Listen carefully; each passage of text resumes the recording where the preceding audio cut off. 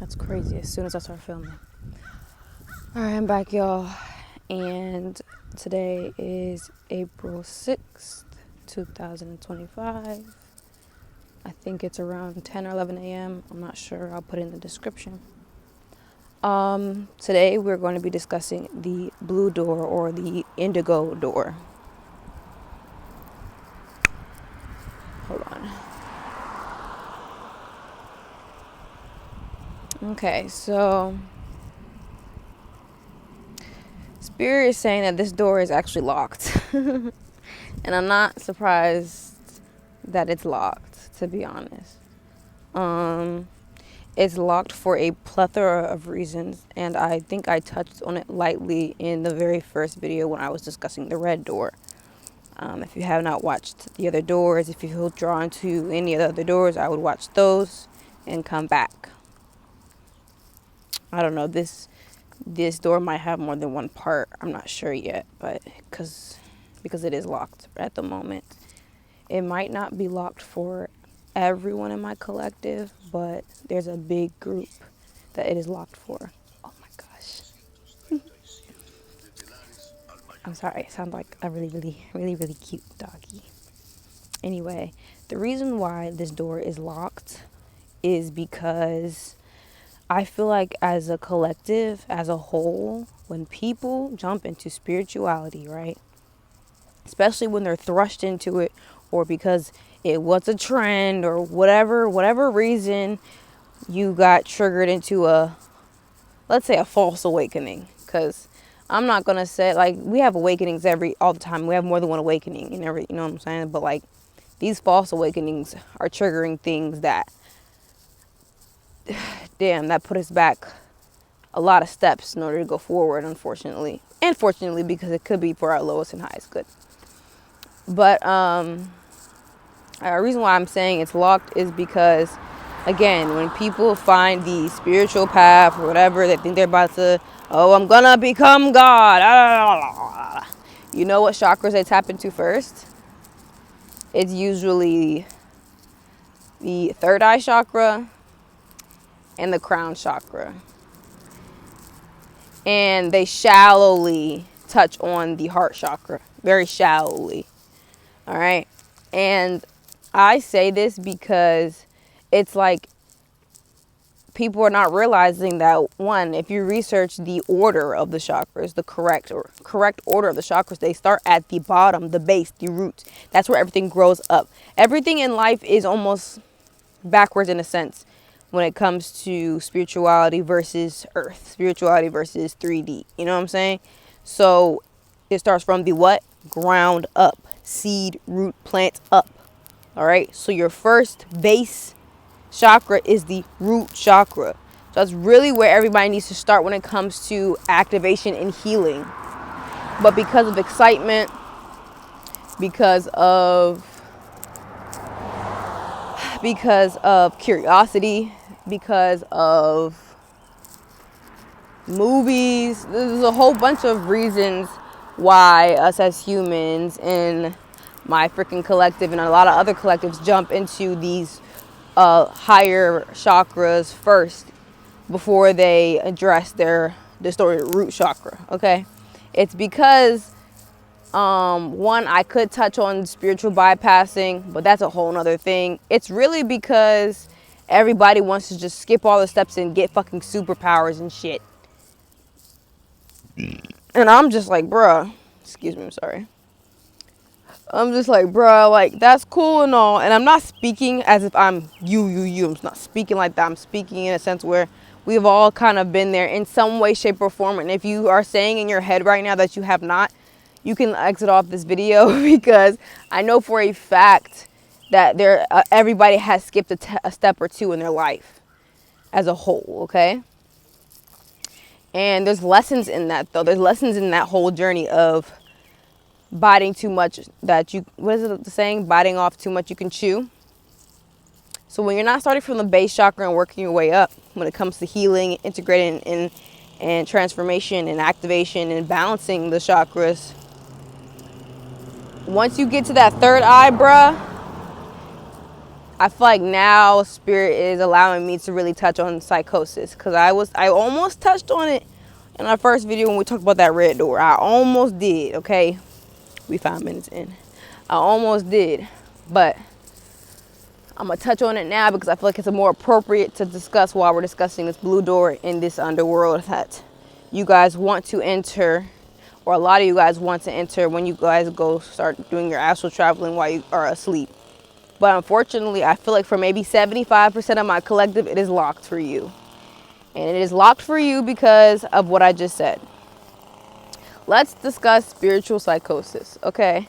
And I'm not discussing it from an outsider standpoint or an outsider point of view, because if you are not aware, I have gone through it. I have been in the thick of it. Shoot, there are times where it gets activated even to this day, but I know how to handle it, and I know when I'm in it, I know what not to do, and I know what not, and I know the impulsive things I have to control when I get into that mode. It usually gets triggered for me, usually when I'm in a lack of sleep, just a tad bit. But other than that, I've pretty much got it under control for the most part. Don't jinx me. But for a good, I would say 4. I feel like 4 max, maybe. 4 to 3. No, 3. Now I was in spiritual psychosis in and out for maybe 2 years, 3 years, and then for the next 2-3 years, I was in full blown spiritual psychosis. Like to the point where it affected me so much, to the point where it affected my eating habits. It affected my mental health. Like I've always gone through mental health issues, but no, this was extreme. It triggered some anxiety things that I didn't even know that I had. It triggered panic attacks. It triggered my self-harm habits again that I haven't even tapped into since I was in 6th grade. It triggered a whole bunch of things. Okay, the things I was seeing with my third eye, or the distorted version of my third eye, not saying that none of that stuff was true. Not saying that none of those things were valid to see in order for me to transcend, in order for me to learn on my path, because this shit is not easy. Not saying that at all. Which way am I gonna go? I'm gonna go on the left. Not saying that, but because I do everything fucking backwards in my motherfucking life. This is what happens when you do that. So just use me as an example. Anyway, fast forward into my journey of psychosis. It affected me so bad to where I could not move. Literally, this is not a figurative language of me speaking. No, I could barely get up. I was so stuck in mental and spiritual imprisonment because of just stuff, just because of a whole bunch of stuff, that I literally physically could not move. And because I was not physically moving from one spot in my room for years, maybe a good 2 years, I went down all the way to like 80 something pounds, the early 80s, early 80s. So like maybe 82, 83, 85 at the most. I was definitely very underweight. I was either binge eating, or I was not eating at all. I was binging television, like doing a lot of stuff that's like really out of my character, but it's in the character of my distorted, but it's in the character of my distorted shadow. Apparently, I was binge eating, or I wasn't eating. I had to distract myself, because if I didn't distract myself with television, there was a good chance that I would have offed myself. And I'm trying to be, maybe I should put a trigger warning in this video, but I think I'm saying it so lightly because it's not something that's new. Mental health things, it's just this particular situation was a little bit over the top, a little bit extreme. I had the letters already written. I had dates I was going to do it, and because cognitively I was like, yeah, I'm going to commit to it. So what is the point of even taking care of my body spiritually, physically, and emotionally? What is the point? So in the meantime, F it. I'm not moving. the shadow aspect of me, I don't know what was going on, but the stubbornness that I had was insane. I was not moving. You could see my rib cage. I wasn't washing my hair. Like, well, my hair is fine now, but you know what I'm saying? Like, I'm trying to give you guys a visual representation of what the hell was going on. Also, by not revealing too much, because I deserve some sort of privacy in my life. Because, yeah, I mean, I am very transparent with the internet, and I've always have been. But the older I get, the more I'm just like, well, I'm allowed to keep things to myself as much as I can. But yeah, I had the letters ready. I had letters written to my mom, my dad, apologizing. I was acting out way before I even got to that point. So the guilt and shame that I was enduring from all the things that I was doing in the highs of the spiritual psychosis was getting to me. That guilt and shame, like that part, those parts of the 7 deadly sins, those are probably, to me personally, are the worst parts to go through. And I've gone through all 7, okay? But the guilt and shame, if you have not mastered or you have not fully gone through that, the more you push that down, the more you don't address it, man, these entities will grab a hold of you and you will commit. You will off yourself. And I'm trying to say words so I won't get, because you know how YouTube is. But that energy of people offing themselves in this realm, it's a spiritual thing.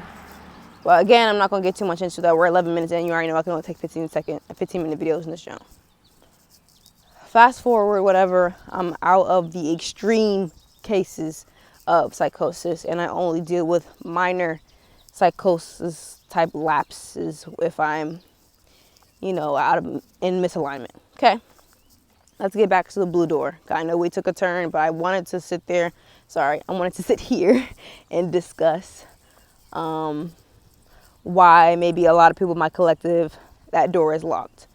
Let's discuss that door for the people who have it unlocked. Okay, hold on, I gotta spit.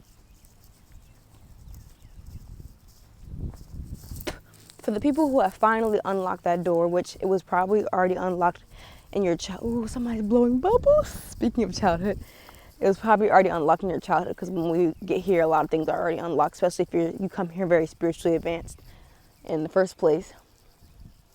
But what was I saying? My train of thought. Get it back. Oh yeah, for the people who have this door unlocked, God is saying, go ahead and enter that door, of course with caution, and of course with the armor of God, and with you praying before you went to sleep, and doing your anointing oil, and everything that you do for spiritual protection. It doesn't have to be everything I say. You already know. Just do what you do to stay strapped in these realms, in the underworld. Okay. But when you open this door, I have a feeling there's going to be some sort of light. I don't know if you guys have seen the movie Coraline, not Coraline, but I forgot what it's called. It's not called Caroline, but then there's a scene where she's like, "Don't look at the light, Caroline," and the poltergeist. Sorry, it's gonna be kind of like that light when you open the door. For some reason, I'm getting like a light blue tinted light when you open it. Go to the light. I know a lot of spiritual people say don't go to the light, but for some reason, I'm getting, when you open this door, just keep walking in. When you walk into this realm, once you get past the blue light, I'm seeing, all right, we're 14 minutes in. Yeah, there's definitely going to be a part. This might be broken up into 3 parts. I'm getting, but let me just say as much as I can. When you open this light, you're going to be met with some interesting forces and some interesting guides. That's all I'm gonna say for now, because we are 14 minutes and 36 seconds in. I love you guys. I'll be back for part 2, and we're gonna get into the nitty-gritty of what you're going to experience once you open this blue door, or this indigo door.